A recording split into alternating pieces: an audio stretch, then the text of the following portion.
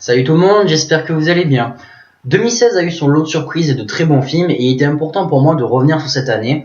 Alors je sais, quand vous allez voir le titre de cette vidéo, c'est un projet qui est pas forcément original, tout le monde le fait sur YouTube.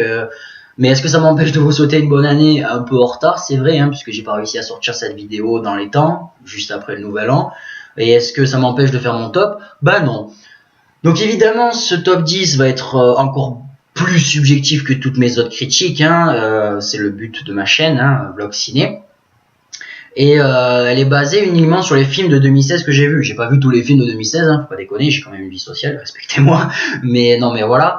Et tout ça pour vous signaler que ça va être des films qui m'ont plu, qui m'ont marqué, et quand je regarde ma liste, c'est beaucoup de films mainstream, des films d'action, voire même des films d'animation, mais ne croyez pas que ce top 10 en fait reflète les genres de films que je préfère, parce que moi mon genre de prédilection par exemple c'est la science-fiction et les thrillers, et quand je regarde mon top, il y en a pas eu qui m'ont plu cette année, au point que je le mette dans le top 10 de ceux qui m'ont les plus marqué.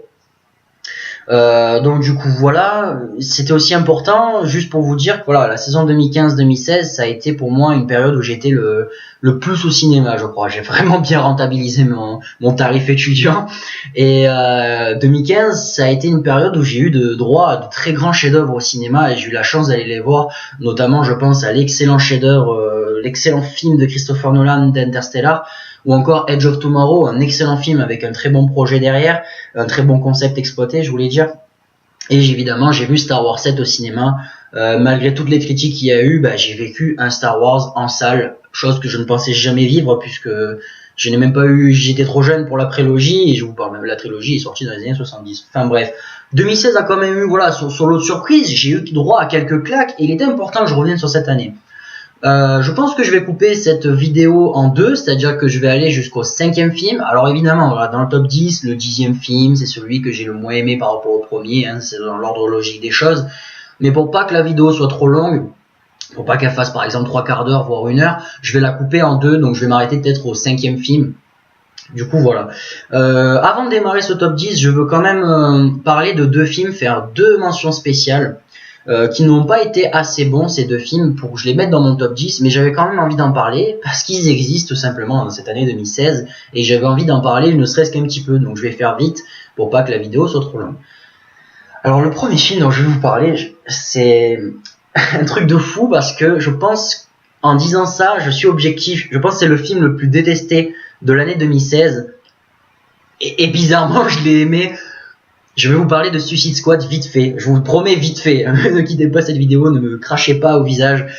Suicide Squad de David Ayers. Alors ce film, il était tellement mauvais. Ah mais je suis complètement d'accord avec vous. Le scénario est mauvais, les personnages sont maltraités, Will Smith prend trop de place à l'écran, c'est pas un méchant, c'est un gentil qui a des justifications pour être méchant. D'ailleurs, il n'arrive jamais à jouer les méchants dans ses films, je comprends pas pourquoi on l'a choisi pour ce rôle.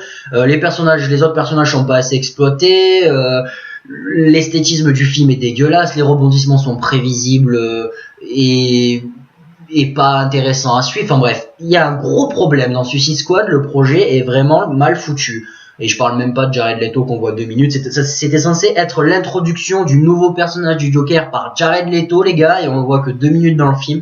Enfin c'est un peu abusé. Mais en fait ce qui s'est passé, je le cite quand même parce que j'ai vu des critiques récemment avant de faire ce top, et je me suis dit ah putain, Suicide Squad, c'est vrai qu'il était en 2016. Mon subconscient a oublié ce film, et quand j'ai vu les critiques sur internet un peu de ces best-of et tout ça, j'ai revu Suicide Squad dans le lot, et je me suis dit putain, mais c'est vrai qu'il y était. Mais moi bizarrement je l'ai aimé. Alors oui, il sera jamais dans mon top 10, mais j'avais juste envie de vous dire ce qui s'est passé quand il est sorti en été, c'est que tout le monde l'a critiqué, et ce qui s'est passé sur moi, c'est une psychologie inverse. Je me suis dit, ah bon, s'il est si mauvais que ça, je vais pas aller au cinéma, et je le reverrai plus tard. En même temps, j'étais curieux de voir ce que ça donnait. Le concept m'intéressait, les méchants qui deviennent des pseudo-gentils. Mais du coup, ça a joué sur moi une psychologie inverse, et je savais que j'allais pas être déçu, donc j'y ai passé un bon moment malgré tout, et je sais pas comment j'ai fait. Donc c'était juste pour signaler. Mais avant même que le film soit sorti ou que toutes les critiques négatives sont apparues sur internet, je savais déjà que le projet était mal parti, parce que le réalisateur c'était David Ayers. Alors David Ayer, je me permets d'en parler parce que ceux qui ne le connaissent pas, c'est celui qui a réalisé cet immonde bouse de Fury, ce film de merde où on a un personnage principal incarné par Brad Pitt qui a un brushing parfait alors qu'il est censé incarner un personnage, un charman qui a vécu les 5 ans de guerre. Quand tu vois ça, tu kéblos sur ça, tu peux plus rien voir d'autre. En plus, le film était mauvais, une mauvaise exploitation des batailles de chars, le film était mou. Enfin bref, je passe les détails. Ce film est sorti en 2015, mais si ce n'est que pour vous parler vite fait de David Ayers. Et quand j'ai su que c'était lui qui avait réalisé Suicide Squad, je me suis dit aïe aïe aïe, ça part mal. J'espère que je vais aimer. Bon, finalement, je l'ai aimé. Donc sa filmographie est bizarre. Donc un film que j'ai détesté et un film qui est nul mais que j'ai aimé. Enfin bref, vous voyez le paradoxe. Voilà, c'était juste pour vous dire que j'ai aimé. Très peu de personnes l'ont aimé. Après, si vous avez envie de le voir, si vous êtes curieux, mais débranchez votre cerveau complètement, je pense, pour l'apprécier, parce que franchement, ce film n'a aucun intérêt en soi. Mais j'avais quand même envie de vous dire que je l'ai aimé. C'est trop bizarre. Bref. Le deuxième film en mention spéciale avant de démarrer mon top 10, c'est littéralement un film bon. Voilà, je fais souvent une classification, voilà, pour vous dire à la fin, histoire de mettre une petite note dessus en vous disant si le film est bon, moyen, il est nul, il est très bon. Ce film est le parfait exemple du film bon, tout simplement bon. Les 7 mercenaires. Les 7 mercenaires, c'est un bon film western. Il y a une histoire avec des personnages qui vont devoir faire une mission, protéger une ville d'un banquier avide de pouvoir. Et c'est des mercenaires engagés par la ville pour qu'ils les défendent. Voilà, c'est basique, mais c'est un bon film western, des rebondissements plus ou moins cool, et la bataille finale qui est vraiment classe. Et voilà, donc bon casting aussi, Denzel Washington, j'adore cet acteur, je considère que c'est un des meilleurs acteurs aujourd'hui de notre période contemporaine, entre guillemets, mais j'ai pas dit que c'était mon préféré, hein, juste que c'était l'un des meilleurs dans son domaine. Et Chris Pratt, j'ai du mal avec cet acteur, donc je l'aime bien dans le genre comique, genre Gardien de la Galaxie, et même dans Les 7 mercenaires, donc c'est son rôle. Par contre, Chris Pratt dans Jurassic World, c'est pas possible. Je vais pas parler de Jurassic World parce que bon, il me faudrait une vidéo entière pour critiquer ce film de merde, et j'ai pas envie de le faire maintenant, et j'avais détesté Chris Pratt dans Jurassic World, mais là, dans ce registre des 7 mercenaires, c'est le personnage qui lui convient. Il y a des acteurs comme ça que j'arrive pas dans les films. Il y a notamment Omar Sy que j'adore dans tous ses films, mais les films d'action ne sont pas faits pour Omar Sy, c'est pas possible. Il y a des acteurs comme ça qui ont des charismes pour un certain archétype de personnage et qui les jouent très bien, et d'autres qui n'y arrivent pas. Voilà, donc ça c'était les 7 mercenaires. J'ai pas grand chose à vous dire dessus. Le film Ah oui, juste une mention spéciale par rapport. Il y a un des personnages, sa voix française est dégueulasse. Je sais pas ce qui s'est passé et qui a traduit les paroles en anglais de ce personnage, mais il y a un des... Ah, qu'est-ce que c'est C'était trop drôle, à chaque fois qu'il parlait, sa voix n'allait pas du tout avec son corps. Hashtag Boris de Nice. Mais littéralement, c'était ça. Voilà, les 7 mercenaires, je vous le conseille si vous avez envie de voir un bon film d'action, mais que vous n'avez pas trop quoi voir. Allez, on rentre dans le top du sujet, hein, littéralement. Dans le vif du sujet, je voulais dire, excusez-moi. J'ai envie de commencer ce top 10 par un film français. Alors si vous remarquez bien les critiques que je fais sur ma chaîne, il y a très peu de films français. Tout simplement, j'ai du mal avec le cinéma français. Parce que je trouve que c'est beaucoup de films comiques ou alors des films de drames sociaux, et il y en a des films à la pelle comme ça et ça m'intéresse pas. Et en plus, je considère qu'il y a très peu de films d'action français qui m'ont marqué. Si je dois en citer 2 comme ça qui me viennent à l'esprit, c'est Dédale et Banlieue 13. Et non, je ne citerai pas les films de Luc Besson parce que je n'aime pas les films de Luc Besson. Ils sont bons dans l'ensemble, hein, pour la plupart de ce qu'il a fait Luc Besson, mais j'aime pas. Néanmoins, le film dont je vais vous parler m'a fait du bien. Tout simplement, j'ai vu ce film, ça m'a donné... ça te donne la pêche, ce film, tout simplement. Bienvenue à Marly-Gaumont. Bienvenue à Marly-Gaumont, c'est un énième film français qui traite de l'intégration, et ça retrace l'histoire de la famille, pour ceux qui savent, de Camini, celui qui a fait le micro-buzz avec sa musique dans les années 2000. Personnellement, moi, je me rappelais pas du tout. Et j'avais même pas fait le lien dans le film.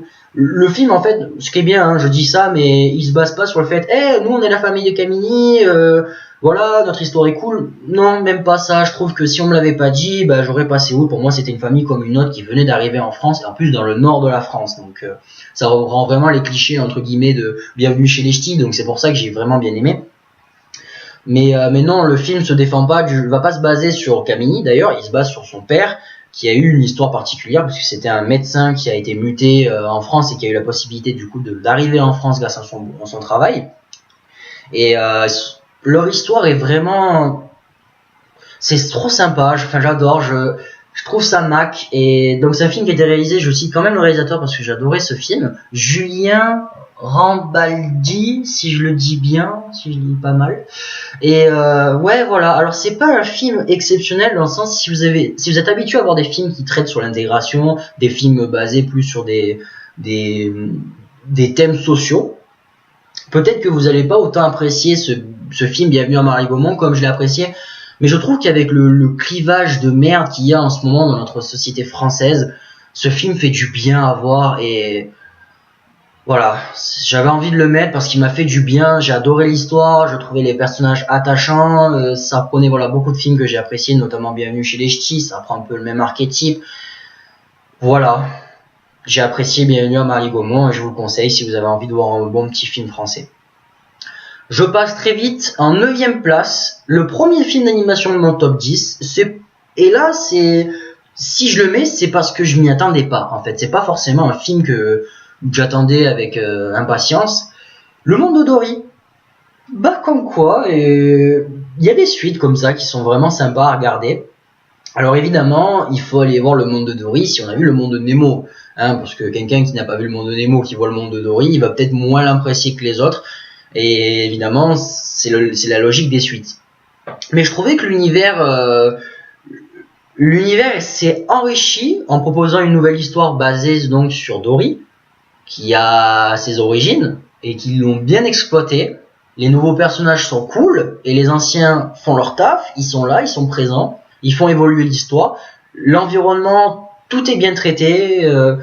J'ai vraiment passé un super moment devant ce film et j'ai retrouvé la magie que j'avais avec Pixar dans Le Monde de Nemo, qui n'était pas forcément un de mes films d'animation préférés, mais voilà, Le Monde de Dory, vraiment très agréable à regarder, pas grand chose à dire dessus, hein, franchement. C'est cool, j'ai aimé, c'est trop mignonne Dory quand elle est petite comme ça, et c'est bien parce que son handicap c'est un film voilà qui met en avant son handicap, donc le fait qu'elle ait micro Alzheimer et qu'elle oublie tout le temps qui elle est, d'où elle vient. Donc du coup j'ai bien aimé le fait comment ils mettent en avant son handicap et comment son handicap comment son handicap va évoluer dans le film. Voilà, j'ai vraiment aimé la tournure de ce film, de quoi il traitait, du personnage, etc. Et c'est une très bonne suite par rapport à l'univers du Monde de Nemo. Allez le voir, voilà, allez le voir. J'essaye, voilà, vraiment, les 2 dernières vidéos que j'ai faites en critique sur Vlog Ciné, c'était des spoilers. Je veux éviter ça pour ce top, parce que c'est vraiment des films que je vous conseille d'aller voir. Donc, je veux essayer de parler un peu plus des films que j'ai pas fait en critique. Le Monde de Dory, je l'ai pas fait en critique parce que selon moi il y avait pas matière à dire grand chose. Mais voilà, je veux pas spoiler, donc je passe vite. On a en 8ème place un film encore une fois que je n'attendais pas forcément parce que je suis pas fan de la saga qui a fait que ce film est apparu. Donc je vais vous parler des Animaux Fantastiques. Les Animaux Fantastiques, donc évidemment, basés sur l'univers d'Harry Potter et qui se passe avant, un spin-off. Quelle claque! Franchement, quelle claque! J'ai retrouvé l'ambiance d'Harry Potter un peu sombre tout en découvrant un nouvel univers. On est là plus dans un Harry Potter qui se base sur un monde scolaire sorcier, mais bien sur le monde adulte du monde des magiciens, des sorciers. Et ce micro-environnement qu'on a dans la ville, alors je crois que c'est la ville de New York, je crois. Enfin bref, on est aux États-Unis, donc évidemment on n'est plus dans le cadre de l'Angleterre. Donc il y a des nouveaux personnages, des nouvelles lois, des nouvelles appellations, hein, notamment les Moldus, ça s'appelle plus pareil. Je vous laisse la surprise dans le film. C'est bien, franchement, ce changement d'environnement, vraiment le fait que Harry Potter lapsus, que les Animaux Fantastiques intègrent le monde magique des sorciers, mais du point de vue adulte, ça change, ça fait du bien. Néanmoins, j'ai quand même un truc à redire sur ce film, c'est que Je n'ai pas aimé déjà le personnage principal. Je ne critique pas l'acteur parce qu'il le joue bien. Néanmoins, cet acteur en question, donc je vais citer son nom, soit ici, soit là, surprise. Donc le nom de l'acteur, oui, tout ça pour vous dire qu'il a beaucoup joué des personnages que je n'aime pas, notamment dans la Syndic Jupiter et dans d'autres films. Mais il les joue bien. Mais le personnage principal, c'est pas celui qui m'a le plus attiré. Et quelque part, il le joue bien, l'acteur, parce qu'il est comme ça. La personnalité du personnage, c'est qu'il est un peu renfermé. Il n'a pas de contact social. Enfin, il est très distant. Et c'est voilà. J'ai pas aimé ce personnage principal. De plus, je sais pas comment ils vont réussir à l'intégrer pour les suites. J'ai pas trouvé à quoi servent les animaux fantastiques. Et vraiment, comment on va avoir une suite avec ce personnage principal, parce que clairement c'est un prof, juste si je peux vous dire ça, c'est un prof, et il se passe quelque chose à New York. Il y a des phénomènes bizarres qui se passent, il y a des enquêtes qui se passent au niveau de la magie, et ce mec est un prof. Comment il va revenir dans les suites? Je veux dire, c'est pas un enquêteur, c'est pas un politicien, c'est pas un flic, et comment il va faire? Enfin bref, je trouvais ça bizarre. Le personnage que j'ai le plus kiffé, évidemment, c'est le Moldu dans le film, hein. Trop sympa parce qu'on s'identifie à lui. Cette technique est vraiment très utilisée dans les films. C'est-à-dire que dans les animaux fantastiques, il y a un personnage moldu lambda, donc qui ne connaît rien au monde de la magie, et en fait le spectateur va s'identifier à lui parce que il ne connaît rien, et donc du coup on va découvrir le film en même temps que lui. Donc ça, c'est une technique très efficace pour faire apprécier un film à un spectateur tout en lui faisant découvrir un nouvel univers. C'est un personnage qui est aussi paumé que le spectateur. Comme ça, le spectateur s'identifie à lui. Bref, j'ai adoré le twist à la fin des Animaux Fantastiques. Je vous dirai pas lequel, mais il concerne en fait le personnage interprété par Colin Farrell. Et du coup, je suis dégoûté. Ceux qui ont vu le film vont comprendre. J'adore Colin Farrell. Vraiment, c'est un de mes acteurs préférés. Et ce twist à la fin, ça m'a plu, le concernant. Mais du coup, pour les suites, c'est embêtant pour lui, sans spoiler. Voilà. Bref, quel dommage. Bref, mais j'ai aimé. Oh là là, c'est dur de pas spoiler. Vous pouvez pas imaginer. Bref, les Animaux Fantastiques, si vous avez aimé l'univers d'Harry Potter, je vous conseille d'aller le voir. Et si vous ne l'avez pas aimé, mais que vous voulez quand même essayer de le voir, ça propose quelque chose de différent. Allez le voir. C'est pas un mauvais film, c'est un bon film et un excellent spin-off qui a très bien su exploiter l'univers tout en proposant quelque chose de nouveau. Donc du coup, on enchaîne avec la 7ème place. Et là, je dois vous dire quand même que j'ai été surpris que 2016, ça a vraiment été l'année de l'adaptation du jeu vidéo au cinéma. Je vais vous parler de Warcraft. Alors oui, je vous vois venir avec mes posters comme ça, vous avez dû vous dire « Ouais, mais t'es un geek qui joue à fond aux jeux vidéo, t'as dû penser Warcraft, du coup t'es un fan addict, t'as dû forcément aimer le film. » Je vous arrête tout de suite. S'il y a bien un truc que je déteste dans les jeux vidéo, c'est bien les RPG, parce que je trouve que c'est chiant à crever les jeux de RPG. Je n'aime pas World of Warcraft. Je suis quand même allé voir ce film parce qu'on m'a dit que il avait quelque chose de neuf à proposer et que l'univers était vraiment cool. Et en plus, j'aime pas le fantastique. Les Seigneurs des Anneaux, les gars, mais pour vous dire, je suis pas fan. J'aime pas. J'ai détesté le Hobbit déjà. Le Seigneur des Anneaux, c'était limite. Alors le Hobbit, j'ai détesté.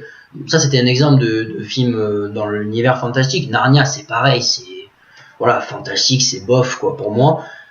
Donc le mélange n'était pas forcément au rendez-vous. J'étais quand même curieux de voir ce que ça donnait. Et il a clairement sa place dans mon top 10. Warcraft, c'est... Oh, je vais encore me répéter. Oh, il me claque ce film et c'est un truc de fou. Je l'ai fait en critique, je vais pas en parler. Donc peut-être que je mettrai le lien vers mes critiques de ce que j'ai fait des films que je vous cite. Warcraft, waouh, mais les plans de bataille sont géniaux et proposent une vision différente. Ce que j'avais dit dans ma critique, c'est que en fait, il y a un nouveau style pour filmer dans ce film, c'est-à-dire que contrairement à des plans beaucoup plus esthétiques et des plans d'ensemble, comme on pourrait le voir dans Le Seigneur des Anneaux, là Warcraft va beaucoup plus opter pour une caméra qui va vraiment se faufiler à l'intérieur de la bataille et on va beaucoup plus se concentrer sur les personnages principaux du film au sein même de la bataille. Ce qui fait que certains pourraient croire que c'est flou. Moi, j'ai pas trouvé que l'image était si dégueulasse que ça, peut-être à certains moments, mais pas d'autres. Et ce film propose tente des choses que très peu de films feraient, notamment au niveau de ses personnages principaux. C'est un truc de fou. Ce film est censé amener une base pour faire des suites. Et ce qu'ils font avec il y a beaucoup de personnages qui arrivent ce qui leur arrive, quoi. Et c'est un truc de fou. C'est un truc de fou. Waouh. Sans spoiler, c'est dur, encore une fois, mais... Bon, après, il y a des personnages, il leur arrive des trucs que tu vois venir. Je vais juste dire, pour sans spoiler, les relations père-fils. Par exemple, on a vu ce que ça donnait dans Star Wars 7. Voilà, je vais pas vous faire un détail. C'est peut-être du spoil, donc peut-être que je vous mentionnerai que j'ai fait ce spoil. Donc Warcraft, on se doute que ce qui va se passer. Mais sinon, contrairement aux autres personnages, moi je les ai pas vus venir. Bon, je pense que j'ai spoilé. Je vous dirai quand sauter la partie de la vidéo. Mais du coup, bon, ben maintenant je me permets de spoiler. Il y a beaucoup de morts dans Warcraft. C'est cool. Tu les vois pas venir. Les personnages sont vulnérables. Et c'est bien, ça rend le film réaliste dans cet univers, c'est quelque chose de sombre, beaucoup d'enjeux sont dans le film concernant les personnages et les civilisations. On en voit très peu, c'est beaucoup plus axé sur les humains et les orques, mais c'est sur les origines. Donc du coup, on voit très peu de choses par rapport à l'univers, mais ça se focalise vraiment bien sur la base et c'est très bon. Voilà, donc j'ai juste spoilé ça, excusez-moi, mais il fallait quand même que je le dise. Donc il y avait quand même l'esthétisme du film était bien, une nouvelle manière de filmer, des rebondissements auxquels on s'y attendait pas, l'univers est vraiment bien introduit, si ce n'est que pour quelques détails j'ai quand même eu du mal. Et ça, est-ce que ça en fait une très bonne adaptation du jeu? Ça, c'est pas à moi de vous le dire malheureusement parce que je n'ai pas joué au jeu, je n'ai pas mon mot à dire. Pour moi, je suis vraiment spectateur lambda quand je suis allé voir Warcraft, ce qui n'est pas plus mal quelque part parce que ça nous permet d'avoir un œil plus objectif dessus. Et moi, en tant que spectateur lambda, je considère que Warcraft est un très bon film, un très bon film fantastique. Depuis Seigneur des Anneaux, j'ai pas vécu un film fantastique aussi bien. Parce que c'est pas un genre que j'aime, mais comme quoi, même dans les genres que j'aime pas, il y a quand même des films que j'apprécie. Warcraft, franchement, je vous le conseille. Et donc, je disais par rapport à l'adaptation, il y a quand même des éléments par rapport au jeu que je ne comprenais pas, notamment la force obscure qui va, entre guillemets, contrôler les ennemis. Cette espèce de truc vert, je sais pas d'où ça vient, qui ils sont, ça va être développé dans les suites. Mais c'est un peu dommage, il faudrait que le spectateur lambda comprenne un peu tout ce qu'il y a, et moi j'ai pas tout compris, donc peut-être que les autres ont compris, hein, et je suis peut-être le seul, mais voilà, je vais quand même envie de vous signaler que je n'ai pas tout compris. Bref, Warcraft, allez le voir, c'est bon film d'action, bon film fantastique. On enchaîne avec la 6ème place, on se rapproche de mes films qui m'ont vraiment, là pour le coup, vraiment bien, j'ai vraiment bien aimé, et je les ai revus plusieurs fois. 6ème place, on va parler d'une licence que j'ai vraiment appréciée dans le genre action-thriller, film d'espionnage, Jason Bourne. Alors la vengeance dans la peau, la mémoire dans la peau, enfin la trilogie on la connaît, hein, c'est celle qui a amené Jason Bourne, qui a amené Matt Damon à l'écran. C'était ces films-là, à l'époque, je pense qu'ils sont sortis dans les années 2000, notamment pour le premier. Matt Damon était très jeune. C'est des films bien bourrins d'espionnage où le personnage principal casse la gueule à tout le monde et c'est un mec surentraîné qui a une mission, découvrir son passé, ses origines, d'où il vient, pour quelle compagnie il travaille, etc. Il y a tout un enjeu dans le film. C'est pas juste un film d'action et c'est vraiment classe, dynamique, fluide. Jason Bourne, c'est vraiment c'est une très bonne suite. Je l'ai autant apprécié que les 3 premiers films. Il vient très bien s'inscrire dans ces séries. Et disons que à la fin du 3, c'est fini. Voilà, Jason Bourne n'a plus à revenir ou à refaire surface entre guillemets. On avait bien fait le tour de la question. Et je trouve que dans Jason Bourne, il y a un bon prétexte qui le fait revenir. Ça, j'ai bien apprécié. L'histoire est bien traitée. Et comme c'est des films d'action, espionnage, thriller, etc., c'est souvent des confrontations entre 2 icônes. Et là, dans Jason Bourne, il y a Tommy Lee Jones.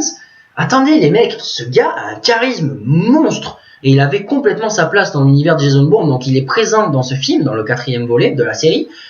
Très classe. Donc directeur de la CIA, Tommy Lee Jones. Et évidemment, le duel Vincent Cassel, Jason Bourne.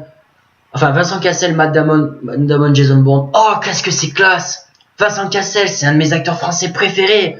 Je dis souvent que les acteurs, quand je les cite, que c'est mes acteurs préférés. Mais là, un acteur français, Vincent Cassel, le seul film qui me revient en tête, Jacques Mérine, je crois.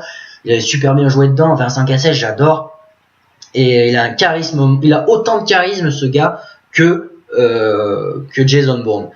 Et donc voilà, j'ai vraiment bien aimé. Je l'ai pas fait en critique à l'époque quand il est sorti. Je savais pas trop quoi dire dessus.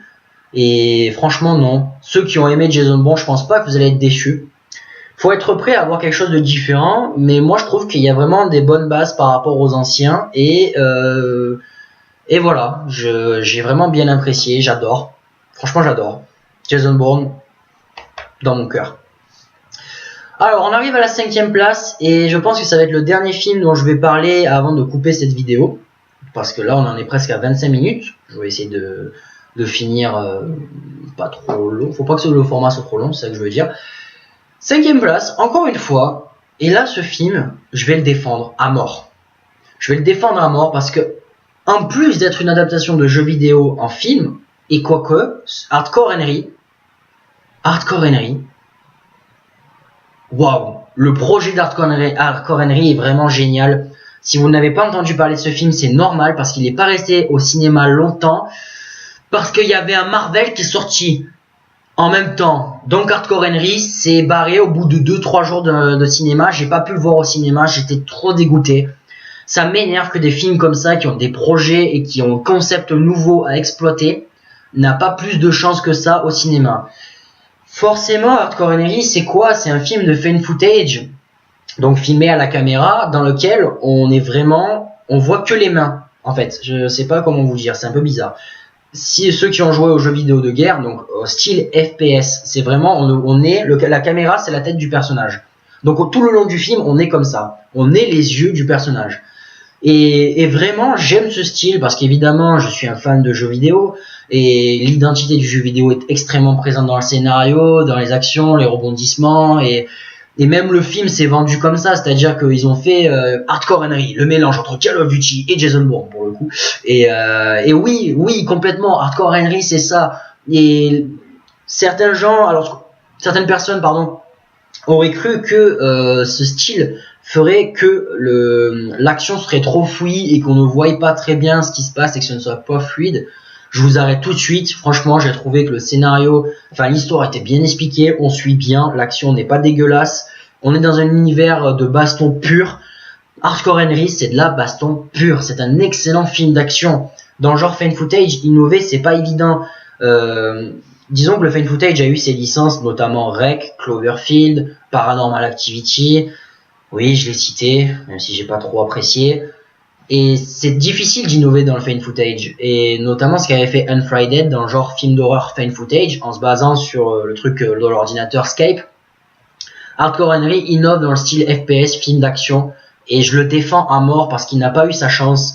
Et ça me désole parce que franchement, ce film est cool. Il est badass. À un point que vous pouvez même pas imaginer, il faut le voir.